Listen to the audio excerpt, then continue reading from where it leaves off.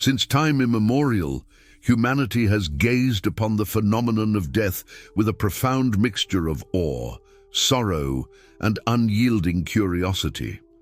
What truly happens when the final breath is taken? Is it merely an end, a cessation of existence, or is it, as many ancient traditions and modern spiritual insights suggest, merely a doorway to another state, a new beginning? This profound question echoes through the ages, touching every heart that has mourned a loved one or contemplated its own mortality. The sources of wisdom, from the most revered sacred texts to the compelling accounts of those who have glimpsed the other side through near-death experiences, converge on a singular, powerful truth. Death is not the termination of our being, but rather the commencement of an extraordinary transformative journey for the soul. Imagine, if you will, a voyage not across oceans or continents, but through dimensions unseen, a journey of liberation and revelation.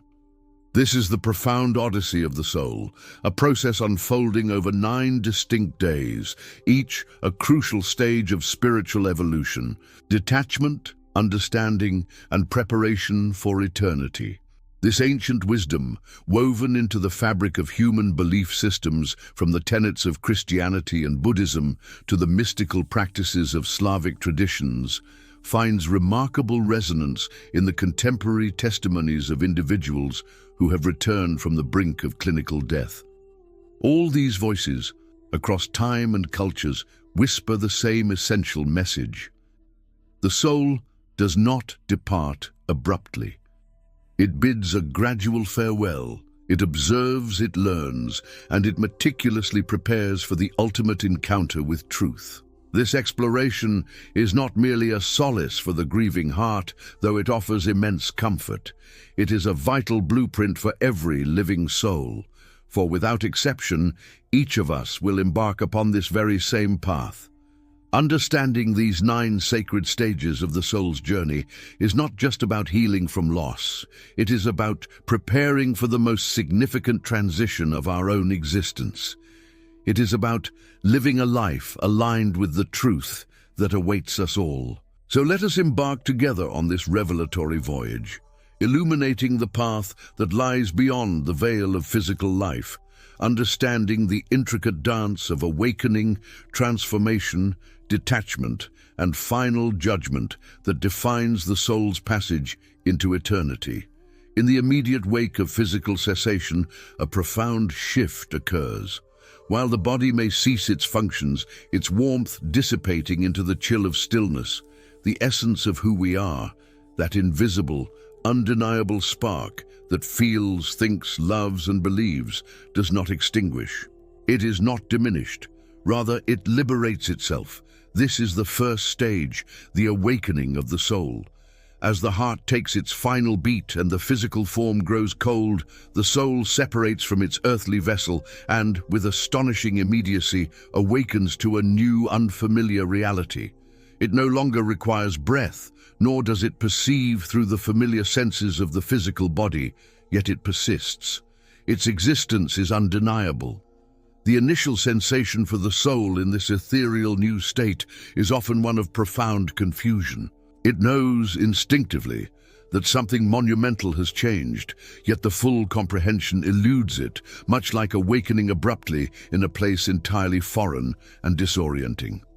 The soul opens its eyes, as it were, unburdened by a physical form, into a realm where the constraints of linear time no longer apply. This is the essence of the first day.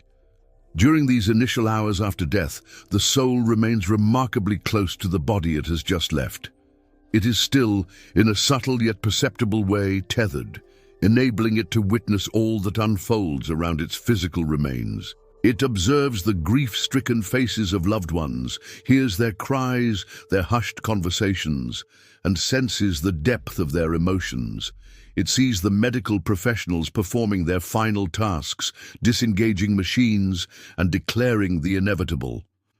The soul perceives everything, every tear, every whispered word, every surge of sorrow, yet it is utterly powerless to intervene. The body, its instrument for engagement with the material world, is no longer responsive, leaving the soul in a state of poignant, silent observation. This sudden and overwhelming awareness marks the soul's awakening, and its nature can vary dramatically.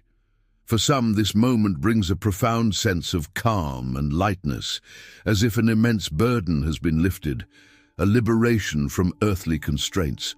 For others, however, the experience can be one of anguish, darkness, or intense confusion, as if being pulled by an unseen force beyond their understanding.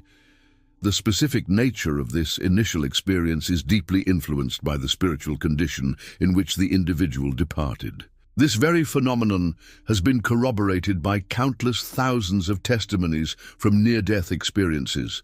Individuals declared clinically deceased have recounted vivid experiences of witnessing their own bodies from an external vantage point, hearing conversations that occurred around them, and even attempting, without success, to communicate with those present. A universal thread weaves through all these diverse accounts. Consciousness does not extinguish with death. On the contrary, it intensifies. The sacred texts corroborate this fundamental truth. As it is written, the dust returns to the earth as it was, and the spirit returns to God who gave it. This reveals a clear separation. The physical form undergoes disintegration, but the soul, the spirit, commences its return to its divine origin. But how does this return unfold? With what degree of clarity? Towards what ultimate destination? Herein lies the most profound revelation. The immediate judgment of the soul begins at the very instant of death. It is foretold that it is appointed for man to die once, and after that comes judgment. In that precise moment, the soul is confronted with the stark reality of its own being, what it was, what it believed, and what it did throughout its earthly existence. This is not the grand final judgment described in apocalyptic visions, but an immediate internal evaluation, a profound encounter with the unfiltered truth of its own existence. The soul begins to recall everything, every word spoken, every silence kept, every action taken, and every act that was left undone but should have been performed. This recall can be accompanied by a profound sense of peace, or at times by excruciating pain. And it's not merely a self-reflection. The soul also begins to comprehend with crystalline clarity the ripple effect of its actions on others. What may have seemed utterly insignificant during life, a casual remark, a moment of inaction, a fleeting decision, is now revealed with total lucidity, its full spiritual weight laid bare. The soul does not merely remember, it understands. This is the essence of its awakening, to see itself with absolute clarity, as if every word, every thought, and every deed were unveiled before the divine gaze. The sacred scriptures themselves underscore this, as Jesus proclaimed, "I tell you, on the day of judgment, people will give account for every careless word they utter." Both the virtuous and the flawed aspects of its life are revealed as part of this awakening. The scriptures offer further insight into this duality through the poignant parable of the rich man and Lazarus. The poor man died and was carried by the angels to Abraham's side. The rich man also died and was buried, and in Hades, being in torment, he lifted up his eyes. Here, two distinct paths unfold for the soul. Lazarus is escorted by angels into a realm of peace, while the rich man awakens in anguish. The teaching is unmistakable. The soul is neither suspended in an unconscious void nor in a state of slumber. It awakens, fully conscious, and immediately begins to perceive the trajectory of its ultimate destination. This makes the first day exceptionally crucial. The freshly liberated soul embarks on a journey of introspection, viewing its entire existence from an external vantage point, stripped of all self-justification or excuse. It has not yet fully transcended into eternity, yet it can no longer return to the world it left behind. It exists for this precious period, suspended between the realms of heaven and earth, between the temporal and the eternal, between the seen and the unseen. Every event unfolding around it during this first day carries profound significance, for the soul remains acutely perceptive. It still hears, still feels, and profoundly senses the spiritual atmosphere of its surroundings. In this exceptionally fragile state, the soul can either be profoundly aided or inadvertently held back. This is why the emotional and spiritual responses of its living loved ones are of paramount importance. Sincere prayer, an atmosphere of serenity, the recollection of luminous, positive memories and unwavering faith can act as brilliant torches, illuminating and smoothing the soul's passage. Conversely, overwhelming despair, incredulity, fear, or a desperate refusal to accept death can confuse the soul, agitate it, and hold it in a state of disquiet. On this day, every sentiment, every thought, every prayer carries immense spiritual weight. This is the truth of the first day after physical death, the moment the soul gazes upon who it truly was and grasps whether its life was harmoniously aligned with the divine will or consumed by self-interest. While it has not yet fully crossed into eternity, its trajectory has already begun to crystallize. As the first day gives way to the second, the soul begins to shed some of its initial confusion. The bewilderment of what is happening transforms into the dawning understanding of why. The soul now fully comprehends that it has died, the last vestiges of doubt dissolving. It begins to accept that it has traversed an invisible frontier and no longer belongs to the world it left behind. During this second day, the realization deepens. The soul, though liberated from its physical form, remains intricately linked emotionally to the individuals, places, and significant moments that shaped its earthly life. It retains the ability to revisit the cherished locations that defined its existence. Its home, its intimate room, the quiet corners imbued with its personal history. It can draw near to those it loved, accompanying them in their grief, perceiving their very thoughts, and even sensing the subtle nuances of their emotions. Yet all this occurs from an invisible and inevitable distance. The soul cannot intervene. Its role is now one of silent observation and deepening comprehension. In this poignant second stage, the soul yearns not for earthly words, but for spiritual light and profound consolation. This is why sincere prayer, an atmosphere of tranquility, the cherished remembrance of luminous memories, and the unwavering love of those who remain are absolutely vital. It is a moment when the soul desperately needs to feel that it is not alone, that it has not been forgotten, and that its earthly life possessed a meaningful purpose. The scriptures, far from depicting this transition as a void or an emptiness, portray it as a vibrant, living passage. And on this second day, that transit becomes significantly more emotional than physical. Jesus' parable of the rich man and Lazarus reveals another profound truth relevant to this stage. The rich man, tormented in the Hades, cries out for assistance, but Abraham's response is clear and unyielding. "Son, remember that in your lifetime you received your good things, while Lazarus received bad things, but now he is comforted here, and you are in agony." This verse unveils a crucial reality. The soul vividly remembers its life, its deeds, its decisions, its faith, or its rejection of it. The consolation it experiences, or the torment it endures, does not emanate from external punishments, but rather from the profound and often stark truths the soul discovers within itself.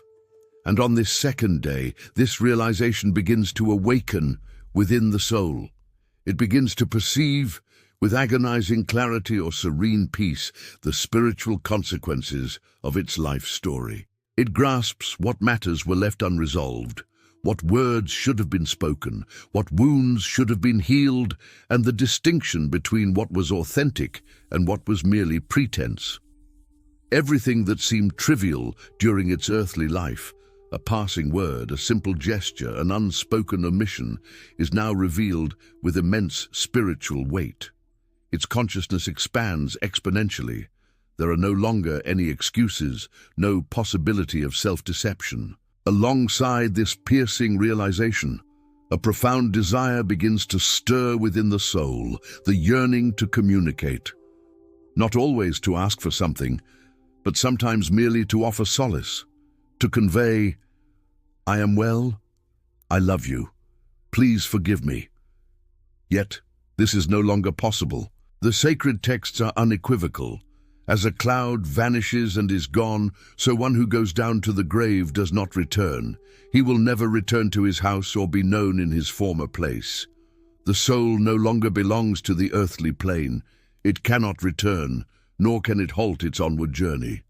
Its sole hope at this critical juncture resides in the unwavering faith and profound love of those who intercede through prayer on its behalf. For this second day is also a day for the living, a day for fervent prayer, for grateful remembrance, for speaking aloud words of love and light. Not to desperately cling to the departed, but to lovingly accompany them on their spiritual transition. Not to question, "Why did you leave?" but to declare, "May your soul continue its journey in peace." For these words, at this precise moment, truly reach the soul. The faith of the living can infuse the soul with immense strength, while, conversely, their despair can confuse it, hold it back, and make its process of detachment significantly more arduous. Thus the soul progresses through its second day, experiencing heightened clarity, which brings either increased sorrow or a deeper sense of peace, directly dependent on the nature of its lived life. It has not yet been fully guided into its new reality, but it no longer clings to its past existence with the same intensity. On this second day, the soul harbors no doubt regarding its death, yet it has not entirely released its grasp. It begins to inwardly bid its farewell, even if the words remain unspoken, and in this intricate process it requires accompaniment, not of spoken words, but of pure spiritual light. Yet its journey is far from complete. The most profound revelations still lie ahead. As the third day dawns, something within the soul undergoes an irreversible and definitive change. For what began on the first day as astonishment and evolved on the second into a dawning acceptance, now, on the third day, transforms into something even more profound: renunciation and revelation. This is the moment of definitive acceptance for the soul. It no longer clings with the same desperate force to the life it left behind. It knows with absolute certainty that it has died, that its time on earth has concluded, and that the existence it once knew is now irrevocably in the past. While it can still perceive the love of its loved ones, it begins to experience this love in a new and distinct way, no longer as a tangible physical presence, but as a silent spiritual energy that accompanies it on its journey. This is the day when the soul begins, decisively, to look forward. It no longer dwells solely on memories of the past, nor does it continually revisit the places that shaped its history. Instead, it senses that the subtle bridge connecting it to the physical world is beginning to weaken. And while this transition may bring a certain melancholy, it also brings a profound sense of liberation. It is a moment of significant internal transition, where the tender grip of nostalgia gives way to a burgeoning consciousness of the eternal, and the weight of the purely terrestrial begins to diminish significantly. In this elevated state, the soul no longer perceives itself solely through its earthly roles, as a child, a parent, a spouse, or a friend. It begins to recognize itself for what it truly is, an eternal essence that has completed one vital stage and is now being guided towards another.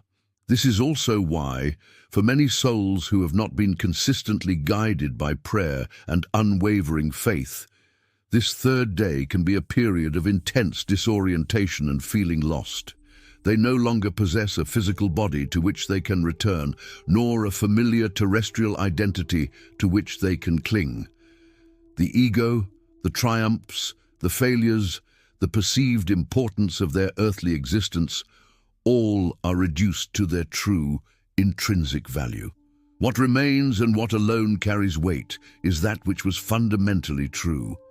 This is the moment when the soul truly begins to let go.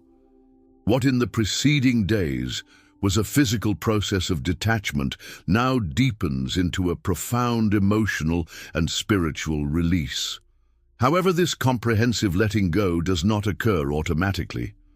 If the individual departed with significant unresolved issues, with emotional ties that were excessively intense, or with deeply suppressed emotions, this intricate process can become significantly slower and more painful. This underscores, once again, the critical importance of the actions of the living. If family members succumb to overwhelming despair, if they cling with agonizing sorrow, crying out to the heavens without inner peace or faith, the soul can perceive this as a powerful resistance, impeding its progress. On this third day, the soul no longer roams its former home or lingers beside its physical body. It may still observe its loved ones, but it does so from an ever-increasing distance. While the sacred scriptures do not delineate this process with exact chronological precision, they offer profound spiritual insights that align perfectly. Jesus' timeless declaration, "You will know the truth, and the truth will set you free," resonates deeply here. This is a truth that the soul now begins to experience directly, for on this day it not only comprehends its own death, but it accepts it. It accepts that its journey continues, that its earthly life was but a single, albeit vital stage, not the entirety of its existence. And this act of acceptance is the foundational key for all that is yet to unfold.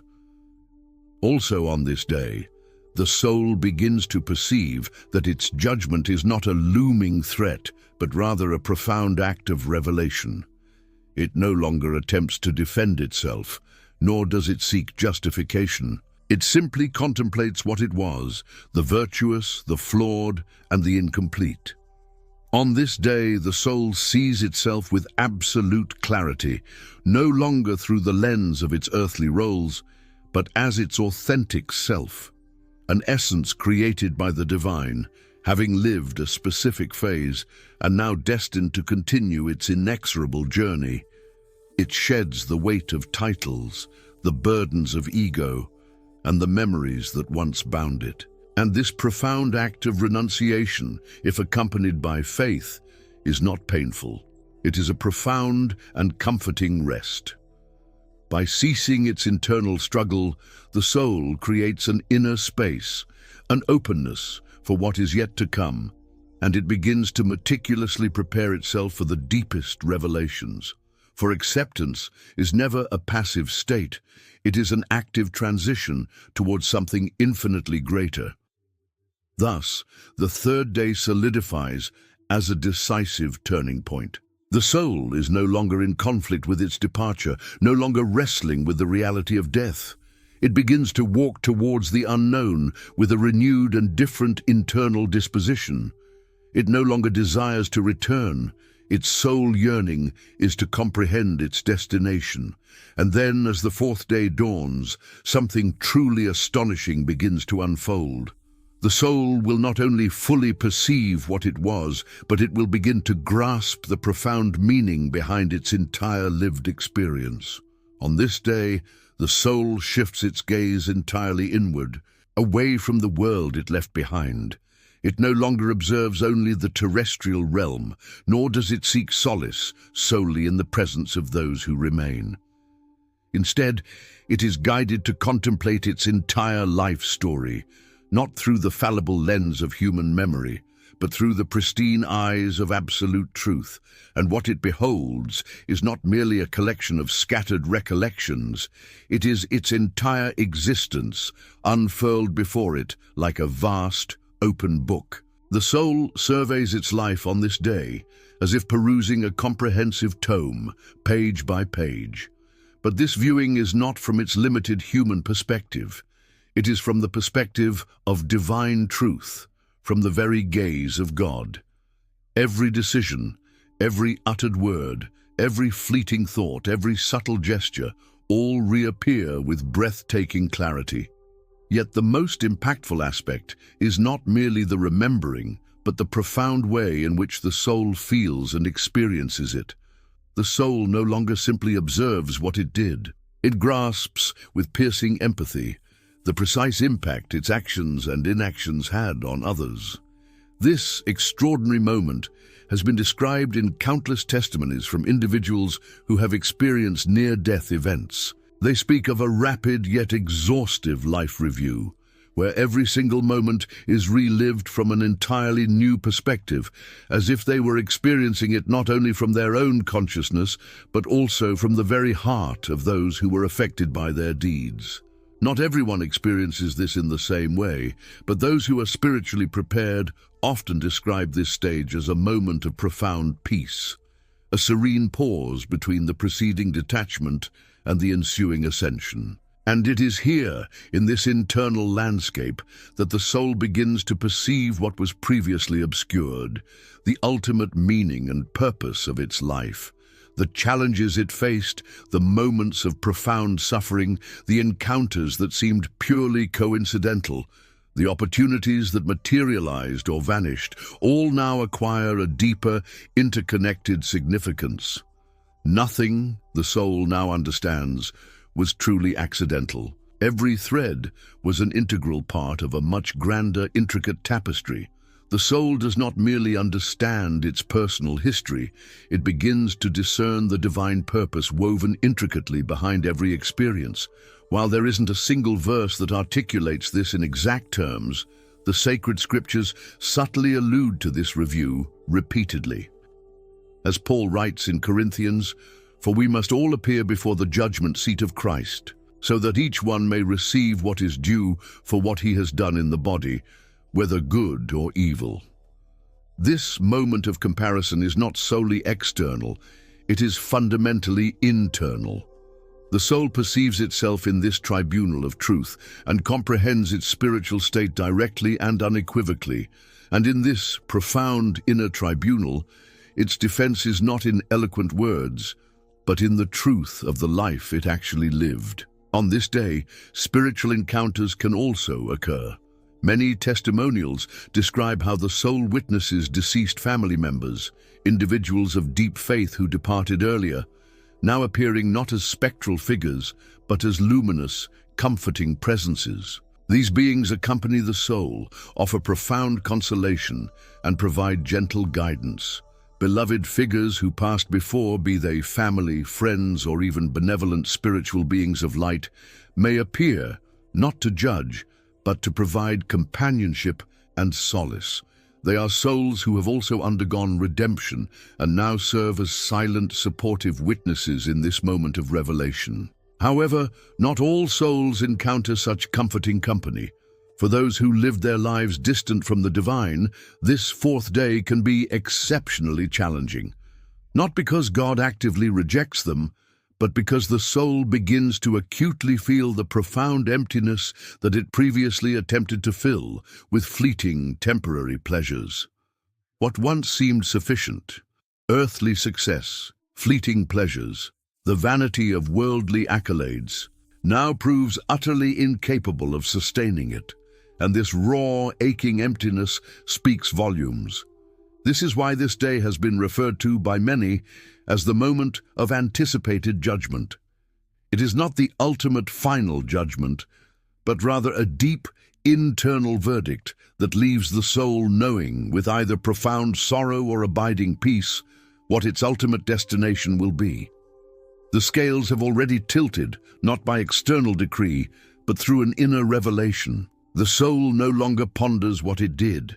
Now it knows precisely who it truly was, and this truth is utterly impossible to conceal. What is yet to come will be even more profound, for the soul will not only understand its own history, but will begin to grasp the eternal purpose interwoven behind it all. And it will be then, on the fifth day, that its perception will ascend beyond the confines of linear time, and it will begin to behold the world not as it once knew it, but as it is perceived by the divine. On this fifth day, the soul begins to perceive with entirely new eyes. It is no longer constrained by the fleeting impressions of the earth, nor by the memories that tethered it to its past experiences. Instead, a vaster, more profound and utterly real vision unfolds before it. The soul, having navigated the stages of awakening, realization, acceptance, and the comprehensive review of its life, now attains a distinct and elevated state. It is not merely about remembering or understanding, it is about seeing. Its perception undergoes a radical transformation. The physical world, which once consumed so much of its attention and so powerfully conditioned its life, now loses its pervasive power. The soul no longer feels any attachment to what it left behind. Neither its achievements, nor its possessions, nor its material bonds hold any sway over it. What once seemed urgent now appears utterly irrelevant, and what once seemed insignificant now reveals itself as profoundly essential. The soul begins to perceive from a vantage point of elevated consciousness, not from a physical location, but from a clearer, deeper state of awareness. It now fully comprehends that the visible reality it inhabited was but a fraction of the boundless whole, a transient, ephemeral layer. And crucially, it understands that beneath and beyond all creation lies an intricate order, a profound meaning, an overarching truth that sustains everything. The unity of all life is revealed with overwhelming intensity. Nothing, the soul now understands, was ever truly random. Every encounter, every loss, every moment of joy, every fall from grace, all were intricately interwoven within a spiritual network far vaster than it could ever have imagined in its earthly life. The soul grasps, in this precise moment, that no act of goodness has ever been truly lost, nor has any act of darkness ever been successfully concealed. The spiritual laws that were once beyond its comprehension now reveal themselves with crystalline clarity, and in this profound revelation there is no sense of external punishment, but rather an encompassing learning. The soul begins to comprehend the fundamental unity of all creation, not as an abstract concept, but as a living, undeniable experience. It recognizes itself not as a solitary, separate entity, but as a vibrant spark, an integral part of an eternal divine plan. It recalls the timeless words of Jesus. For what does it profit a man to gain the whole world and forfeit his soul? The soul now fully understands that it may have possessed every material comfort on earth, but if it failed to cultivate its spirit, if it withheld its love, if it did not surrender to what truly matters, then its life, in essence, was empty. The soul now knows who it was, what it did, and the true purpose of its life. It knows, with unwavering certainty, that the journey continues, and although it has not yet reached its ultimate destination, it is drawing ever closer. With this profound new vision, an even more intimate revelation emerges. The soul begins to intuit its eternal destiny. It feels it deep within its being and recognizes it implicitly. It has reviewed its life, understood its choices, and comprehended the quality of its spiritual surrender and its capacity for love. And now, in the deepest recesses of its being, it begins to know, with an inner certainty, precisely where it is ultimately headed.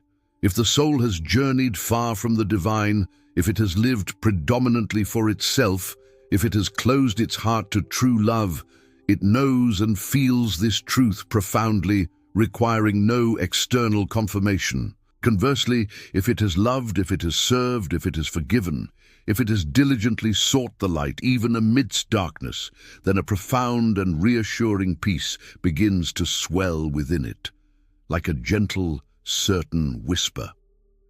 This day marks the threshold of absolute clarity, but what unfolds next will be even more determinative. For on the sixth day, the soul will commence its definitive separation from the material world, drawing inexorably closer to the destiny that awaits it. On this sixth day, the soul takes a silent yet immense leap. It ceases to perceive itself as merely a body that has expired, and instead begins to recognize itself as what it has always truly been. While the process of physical detachment has now concluded, the most transformative shift occurs at this very moment. The soul severs its final emotional and mental ties to the identity it believed itself to be on earth. It no longer identifies as a mother, a spouse, a worker, a leader, or a child. It no longer defines itself by its past, its earthly titles, or its personal history. All of this falls away, not as an act of forgetting, but as something that simply no longer contains or defines its true essence. The soul enters into a state of full spiritual consciousness. It comprehends, with absolute clarity, that its earthly existence was but a stage, a transient form, a necessary but ultimately limited experience. It now recognizes itself as an eternal, indivisible soul, created by the divine not merely for a few decades of earthly existence, but to partake in the infinite mystery of eternity itself. This profound awakening is not a sudden jolt, but on this sixth day it achieves unparalleled clarity. And with this clarity comes a distinct and profound peace, the peace of knowing that its true identity is indestructible. The sacred scriptures unveiled this truth long ago. God has put eternity into man's heart. This eternity is not merely a distant promise for the future. It is a living seed, intricately inscribed within the deepest core of every being. And on this day, that seed is fully activated. The soul no longer clings to anything that was temporary, neither the face it wore, nor the voice it spoke with, nor the body it inhabited. It now understands that the essential, the true essence of its being, cannot be perceived with physical eyes, and that its true countenance is invisible, yet profoundly real. Nevertheless, the soul is not entirely disconnected from the living. In certain rare instances, it can establish a connection, not as an apparition or a return, but through the pure conduit of love and light. Souls that advance in peace, faith, and spiritual surrender can radiate a luminous presence towards their loved ones. This presence is sometimes felt as an unexpected calm amidst intense grief, or as a deep, inexplicable consolation. The soul does not speak in words, nor does it overtly manifest, but it loves, and that love can be profoundly felt. This is a moment of profound spiritual growth, for by releasing all external attachments, the soul does not become lost, rather it finds itself. It no longer relies on its earthly biography to comprehend its identity. Instead, it discovers that its essence was never defined by its history, but by its deep and abiding relationship with the divine. What it did in life was significant, but now it comprehends that the most crucial aspect was the transformation it underwent, the being it ultimately became. And if that conversion was genuine, if there was humility, a sincere search, and true redemption, then this true identity shines forth with unparalleled brilliance. The sixth day is, in many profound ways, a rebirth, a birth into the eternal. What lies ahead no longer belongs to the realm of earthly memories or terrestrial bonds. The soul is now truly ready for the definitive. Judgment is not a distant threat, but a foreseen appointment, and eternity, which once seemed an abstract concept, now feels remarkably close. But before crossing that ultimate threshold, one more vital stage remains: The seventh day will mark the beginning of the irreversible passage, a profound threshold where its destiny will be sealed, and the soul will know, beyond any shadow of a doubt, whether it will enter into the boundless plenitude of the divine or remain irrevocably separated. The seventh day arrives enveloped in a distinct and unparalleled calm. It is not the tranquility of physical rest, nor the silence of the external world. It is a profound, pristine, spiritual peace, born from the realization that there is nothing left to hold on to and nothing left to fear. The soul has comprehended the essential truths, reviewed its entire life, and recognized its true identity. Now, for the very first time since it shed its physical body, it no longer desires to return. This is not resignation, it is absolute clarity. The soul knows with unwavering certainty that its time on earth has concluded, and it perceives this not with sadness, but with profound gratitude. It no longer feels any attachment to what it left behind. It gazes with tender affection at its loved ones, recalls the places where it found happiness, the cherished faces it adored, the moments that etched themselves into its history. But there is no longer any desire to retain anything. There is only a silent, loving farewell. This is a day of serene observation for the soul. It contemplates its beloved family and friends from an elevated perspective, not with anguish, but with profound compassion. It watches them continue their lives, sees them struggle, observes them remember, and profoundly understands that true love is not shattered by death. It persists in some mysterious way wherever there is faith, cherished memory, and sincere prayer. Sometimes the soul perceives that someone is praying for it, that someone lights a candle, utters its name with hope, or performs an act of kindness in its memory. And this, though unseen by the living, continues to nourish its passage, for the power of love endures beyond the confines of the tomb. On this day, there is also a complete emotional closure. The soul bids a final, loving farewell to its human attachments, the house it inhabited, the body it used, the projects it left unfinished.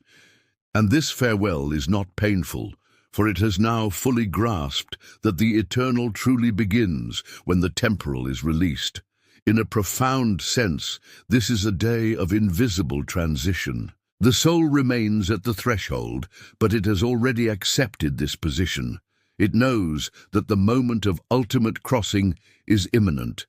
It no longer questions what will transpire, nor does it demand signs or require guarantees. It simply waits in profound peace, understanding that what is to come will be definitive. This certainty arises not from knowing every detail, but from a profound and deepening trust.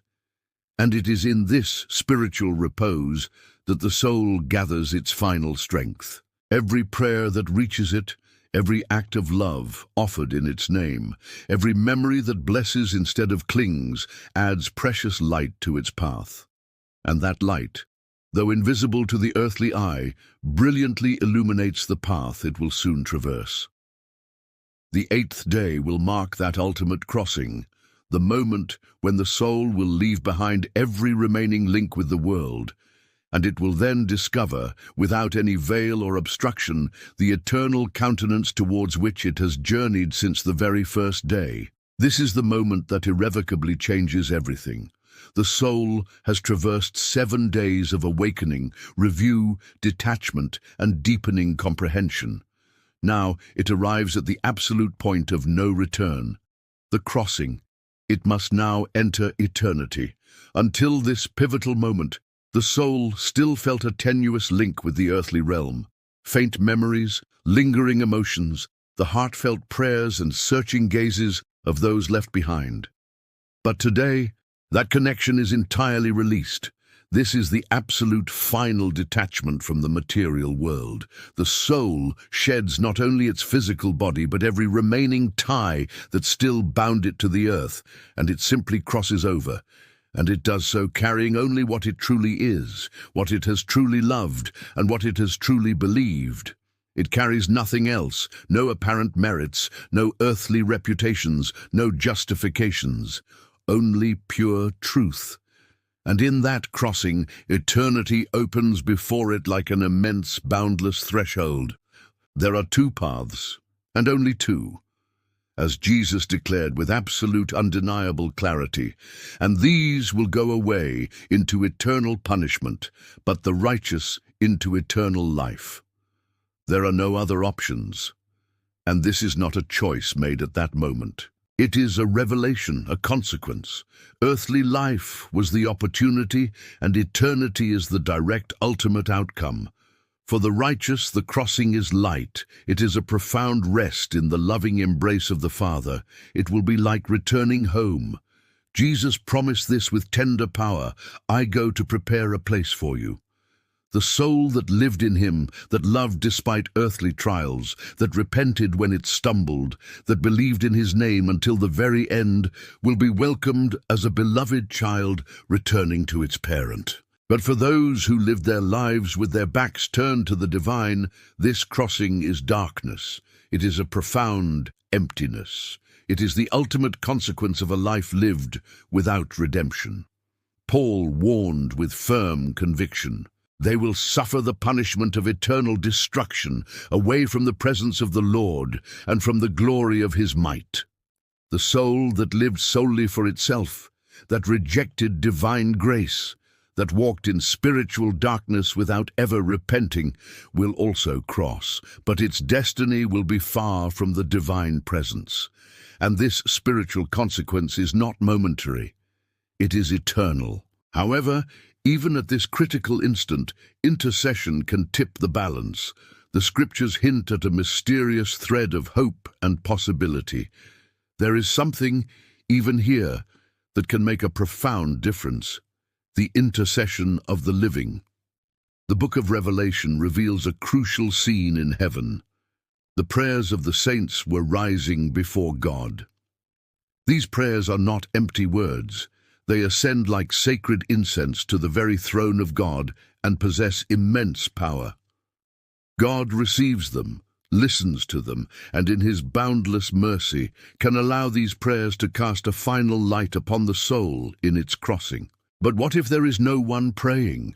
What if the soul arrives alone, with no love to intercede on its behalf? The prophet Ezekiel describes this painful void.